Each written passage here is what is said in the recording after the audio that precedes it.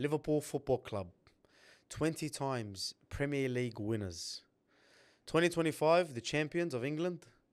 Champions of my heart, to be honest, because I haven't filmed football content in quite a while, and it's not that I don't want to or whatever.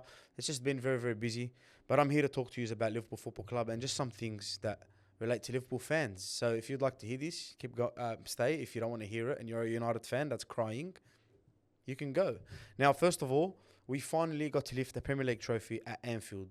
We won the Premier League 30 years after 30 years of not winning it. The Gerrard slip, all the heartbreak, all the players, Coutinho going and funding better investments, all these crazy things that happen in this football club. We never got to celebrate the Premier League properly.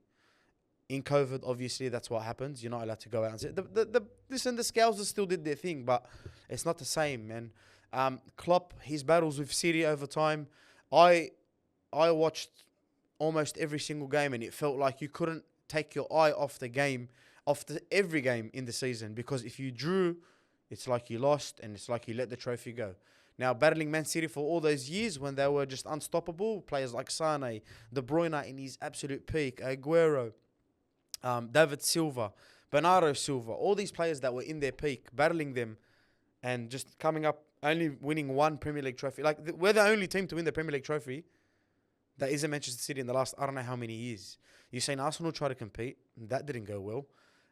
And we don't really buy the superstars. Now, finally, today was the day that we actually got to lift the trophy at Anfield. I was so happy. I was buzzing. I had to work. I still stayed till about 3:30 in the morning watching. Happiness. I'm going to go through all the game really quickly. First of all, classy gesture from Liverpool. Classy gesture from Crystal Palace. The double guard of honour. I don't want to hear anything utter woke nonsense and, oh my God, football's finished. And it's called class. Right? Crystal Palace. If you're a Crystal Palace fan, hold your head high. You won a trophy. That is crazy. Crazy work. Because it just means so much more. Anything you win means so much more. So congratulations to them. Congratulations to Newcastle for beating us in the final. And congratulations to Spurs for finally winning a trophy. And what better trophy to win than European caliber, huh? Now, let's get straight into the Trent situation. I was watching... I'm going to give you my 3 cents. 3.5 cents, actually. Trent Alexander-Arnold... He was brought up in the club, 20-something years, played for them. It's a dream for him to play. He gets his chance. He gets to become vice captain. Now, my opinion is I don't really have any saltiness towards a player if they want to leave. Like, it's fine. You know what I mean? But the thing with supporting Liverpool, we are just a different club. Like, Jamie Carragher said it the best. The emotions that come with supporting Liverpool are different. Now, I've never been to Liverpool, but I can tell you, I can sort of understand it, being a Lebanese guy, and, you're always going to get spoken about or looked at differently. Now, supporting Liverpool, it's emotional. It's an emotional roller coaster. And everyone laughed, bantered for so many years. Klopp left and yada, yada. Now, I don't have any sort of bad blood towards anyone that wants to leave. You want to leave, leave. But the thing with Trent this is the thing with Trent. The saltiness that I do have is you're going to a team that beat you twice in Champions League finals. If it wasn't for this team, you would be a 3-time Champions League winner for your boyhood club, Liverpool. Right? You come out in all these games and all these moments saying it means more. Now, this is not an attack on Trent. Probably doesn't know who I am. Go live your life. But Spain isn't that bad. I get it. It's sunny, different lifestyle. You're with your best mate, Jude Bellingham. But you can't be that type of guy that says it means more and I'd love to retire at Liverpool and all these yapping nonsense. And then when the opportunity comes, of course you want to leave. You might have changed your mind since saying it. But the yapping gestures and the shushing gestures when you score a goal and all these things, it just makes it hard to believe that you could have gone in a different way. It's not about you leaving. It's about how you left. That's what hurts the most.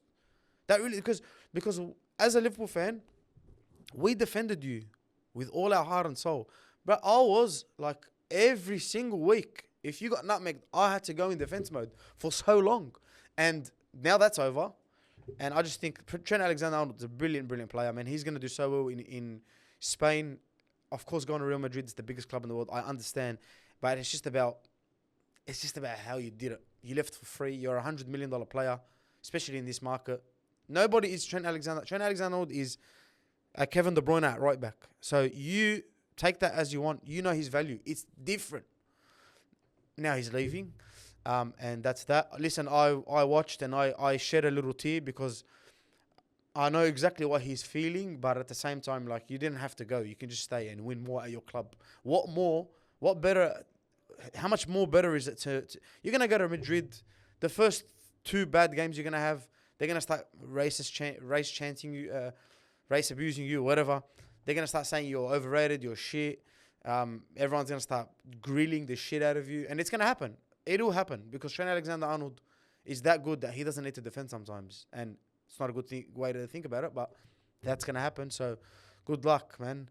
At Real Madrid, you're just going to be another player. You might win the Ballon d'Or. I don't think that it's even possible for him to win the Ballon d'Or, to be honest. Like, not even a slight chance because strikers and wingers win it more than right backs. Let's move on to Mo Salah. Mo Salah, when he first started playing for Liverpool, I was like, yeah, it's good, but like, calm down. Like, let's just calm down. Because I don't like to give greatness to anyone. But he's just become this. He's got himself in conversations to be the Premier League GOAT. Like, that's simple as that. And you can have your opinion. You can say Henry, you can say Cristiano, and it's fine. And there's saying Salah is probably wrong, but it's probably right. It's all up to you, football's opinions. But what he's been able to do this season as a winger, the goals, the assists, I don't have the numbers, and I don't want the numbers because he just broke the numbers. He went level with Shearer and Cole, I think, or Dwight York, one of the two. And to do that at 30-something years of age, after the manager that was there, he's such an impactful manager, to do that in this type of situation is crazy. If you go back on his tweets last year, after the last game of the season, he said, I'll promise you, we'll bring a trophy home, like a proper trophy. We'll bring, not the FA Cup, not Carabao Cup, I'm going to bring a proper trophy home. And he stood on business. Now, he's, to me, one of the most disrespected players. I think if Salah was an English player and played for someone else, oh my days, you would hear different conversations. And now he's happy. Player of the Year, Playmaker Award of the Year, Golden Boot, Premier League winner. Give the man his Ballon d'Or. Unless you're going to give it to Lamine Yamal. That man deserves the Ballon d'Or, man. Mo Salah. You rock my world, lad. The Egyptian Scouser. Van Dijk. Let's talk about Van Dijk, because even Mo Salah and Van Dijk, they had contract situations, and I'll speak about that when I speak about Arnie. But when you're a captain of that caliber, big teams are going to sniff around when your contract's a thing. And I think the way Van Dijk handled this contract saga was perfect. And I just commend him, man. To me, he's one of the best captains in the Premier League in the modern day game. He's a leader by example. He leads with his voice. He leads with everything he needs to do. He leads with it. And you can see him in games. I think it was against Chelsea, or I can't remember who we were playing, where he scored that. I watched so much football this year that I don't even remember. But he scored that winner. And it's like, yeah, man. Like, he stuffed up and gave away a goal. But yeah, man, I'm him. And I think it's I don't even need to conversate about this anymore. I think he's the greatest Premier League defender of all time, and he's up there with the greatest defenders of all time. When you watch him, if Van Dijk played for your club, you are never worried. Never worried. And people have this gimmick about him and will talk all this thing. He doesn't attack. He doesn't get in tackles. Listen to me, brother. When you play for Liverpool with Trent and Robertson, you're basically like always outnumbered. It's always gonna be 3-on-2, 4-on-3, 2-on-1. And he just handles himself so well. The aura is unmatched. Big aura farmer, by the way. Let me tell you that. But I think he deserves all his flowers. I'm so happy he re-signed. He was the one that I wanted to keep, because defense is everything, man. Like, you need to have a solid defense. You can see it in games when we switch off. It's like, oh, I think Kanate and Kwanzaa played against Chelsea, and I was just like, this is horrible. This compared from that to that. And another thing, how many partners has he had? Endo partnered him yesterday. Oh my God, Gravenberg and Endo. He had 3 different partners yesterday in defense. That's my skipper, man.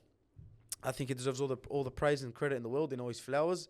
The first Dutch captain to lift the Premier League. And let's speak about a Dutch man, bro. Because Arne Slot, He's the main man in this one, I reckon. The conversation should start from him, because how do you walk into Liverpool Football Club, the biggest one of you can argue all you want. To me, it's the biggest, top 3 biggest club in the world, but the most successful English club in the world. You rock up there, looking at your rivals. They had a bold manager from Netherlands. You're a bold manager from Netherlands. You walk in there with all the confidence in the world, lose to Forest, and just after that, just go on a run and win the Premier League in your first season. Do you know how insane that is? It's crazy. I know a lot of other teams dropped off, but to get in there and win it like that, 10 points. We won the league 10 points clear of Arsenal, and we lost the last 4 games. We didn't win the last 4 games because we were in Ibiza and they were in Dubai and they were just on holiday. They didn't care. But to walk in and to take over after Jurgen Klopp, insanity. Because when Jurgen Klopp announced that he's leaving, I was like, holy shit, we're in trouble. This could go down as the down the Alex Ferguson route, where David Moyes tries to do what he does, and yeah. But the biggest difference for me with Arne Slot is I think we needed to get looking at it after, the boys needed to hear something else. They needed to be changed. They can't just keep hearing press. They needed a little bit of tactical change. They needed someone from the outside to step in. Someone who's so confident. Someone who doesn't, like, he is such a football nerd. And from what I hear, because I watch a lot of things, from what I hear, he's just a football nerd. And the tactical changes, the style of play, the more calm, composed, I think it's taken us a long, long way. Jurgen Klopp was in the stands. For me, that was one of my happiest moments seeing him there, because, bro, he literally built what we're watching. Steven Gerrard, him, all the legends of Liverpool built this to get to where it is now. You could fall off and shit could happen, but the way the club is ran, the owners, the way everyone does things, the sporting directors, everyone that's involved, I think do such a brilliant job. And I'm just happy that that's my club. I support that club. But yeah, Jurgen Klopp, man, you built this. You gave Arne Slot this squad that he didn't have no control over. He just walked in, did the tweaks, and hawked himself into a Premier League title. Is it going to get harder? Fuck it is. The second year is never it's always the hardest of them all, because now everyone knows what you're going to do. And now we get to actually see him under pressure. You won a Premier League, brother. What are you going to win us next year?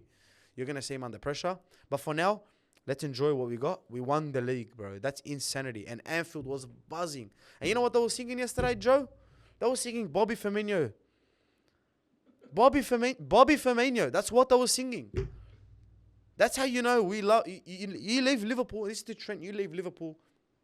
You leave the best fan base in the world. They will stick up for you. Darwin Núñez. Brother, the guy has been shocking all year. And every time he comes on, Núñez. Even I'm sick. Even I'm like, bro, stop chanting him. He's not that good. I don't know. I think it's crazy. A big shout out to Kelleher, Harvey Elliott, Curtis Jones, all the players that popped in, Kanate. Big shout out to them, because they played a big role in this season. Robertson. I know Robertson had some bad games, but it's Robbo, man. Like that's the boy. That's Robbo. Like everyone, I feel like everyone knows Robbo. Like Robbo, he just comes and hangs out with the boys. He's one of the boys. But all those players deserve a lot of praise. I don't know if Harvey Elliott is staying. I hope he is, because I think his impact is so good. But if he does want to start somewhere else, I don't think he can be the starting 10 for Liverpool. I think it's a big pressure role. I think he can play on the wing when Salah needs a rest or whatever. But man, he's at that stage in his life now, in his career, that he just needs to play first team football week in, week out. And I think we're going to see a lot of good things from Harvey Elliott in the years to come. Is it going to be at Liverpool? I don't know. It's going to make me sad, because I really love him. I feel like he plays for the badge properly. He reps it with all his heart and his soul. Curtis Jones is another one. Developed into such a great player. But everyone, man. Kelleher came in and Alisson was injured. You know how Alisson is the best goalkeeper in the world. I don't want to hear Donnarumma, Emi Martinez. Do you watch Emi Martinez yesterday? You watch that shit? What? Is that the best goalkeeper? FIFA, what are you doing? I know he won the World Cup, but kick it. Alisson is the best in the world, and to replace him and to come in and do a great job, not just a good job, a great job, I think he deserves his flowers, Kelleher. If I'm missing anyone, Endo. Brother, Endo lifted the Premier League trophy before Caicedo, before Lavia, before Enzo Fernandez, before Declan Rice. You say big boy Endo, bro. Come on, man. And you know who I'm going to give a big shout out to, Joe? McAllister. And you know what, bro? I'm going to speak a bit about transfers that we're going to do, right? Because McAllister, when I watched him play, I watched him for Brighton. I think he scored a free kick against Leicester. In my backyard, I watched this guy and I was like, I want this guy, bro. I feel like City are going to grab him. Pep's going to look at him and grab him. He's going to say, hey, come here. But Liverpool did it for 35 million. Are you joking, bro? Breaks the line so well. The guy is just little, aggressive, doesn't care. He's just got that South American dog in him, bro. And it's non-stop for him. He's now a World Cup winner, a Copa America winner, Premier League winner, and hopefully next year he lifts the Champions League because he deserves it, bro. If it's not for him in a lot of games, bro, his banger goals, his tactical, the way he plays in between the lines, he's been one of our best players this year, bro. Shout out to Gomez, shout out to Kwanzaa, shout out to all the players that, man, everyone played a big role, and this is what I love about Liverpool. You say Arsenal fans, they'll be like, well, Saka was injured. Saliba, Gabriel, what? It doesn't matter, bro. Nobody cares. You got to go and win. That's what you got to do. That's the difference. And a little segue for Arsenal fans. How do you let Tottenham Hotspurs? One sec. Let's just do this again, right? Rewind. Manchester United, the Shaitan Club, Tottenham Hotspur, Arsenal Football Club. Anyway, how do you let Tottenham Hotspur lift a European trophy? You bottle it. How? Flax. That's like letting Parramatta beat you in a semi-final, grand final. Football's a bit different, right? But that's like letting Parramatta lift the trophy up. Would you let that happen? I won't let that happen. And I'm so happy Manchester United let that happen. Because you just need to focus on yourselves, man. All year on Twitter, all I seen, lol, I'd rather be 10 points behind Liverpool than City. Lol this, lol that, Mo Salah. Bro, just look after yourselves and do your own business and stop blaming everything on everyone. Because in the end of the day, nobody cares but the people that are holding the trophy. Now, shout out Newcastle, shout out Palace, shout out Tottenham, and shout out to my fucking Reds, the Red Men. Anfield was buzzing, and the trophy parade is gonna be nuts, bro. If I could be there right now, I would drop everything and just go. Florian Wirtz. You know what's funny, Joe? Let me tell you something. Every time it's like I manifest a player.